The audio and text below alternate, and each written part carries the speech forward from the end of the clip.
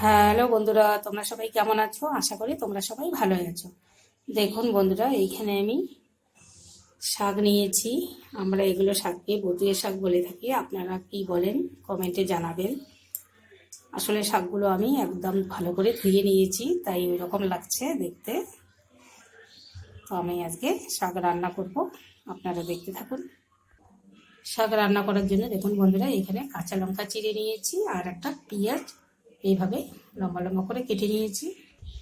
দেখুন কড়াই আমি তেল দিয়ে দিয়েছি। এখন আমি চিড়ে রাখা লঙ্কা আর পেঁয়াজ দিয়ে দিব,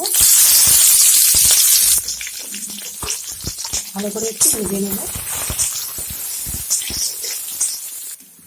দেখুন লঙ্কা আর পেঁয়াজ আমি ভালো করে ভেজে নিয়েছি। এখন শাক দিয়ে দিব, দিয়ে দিচ্ছি। দেখুন শাকগুলো আমি দিয়ে দিয়েছি।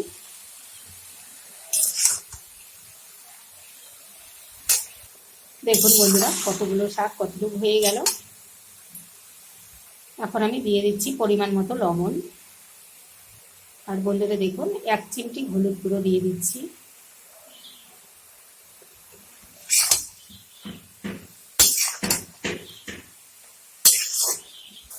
দেখুন বন্ধুরা, লবণ দেওয়ার সঙ্গে সঙ্গে কত জল বেরিয়ে হচ্ছে। দেখুন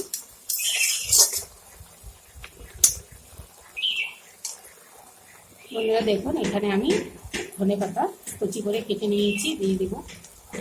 শাকে দিয়ে দিচ্ছি ধনেপাতা।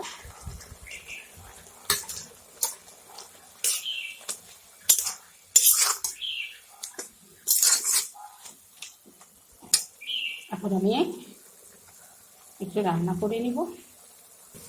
দেখুন বন্ধুরা, শাক ভাজা আমার হয়ে গেছে। এখন আমি নামিয়ে নেব।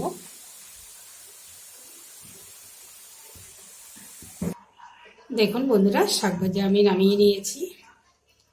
বটিয়া শাক ভাজা আমার একবারেই রেডি।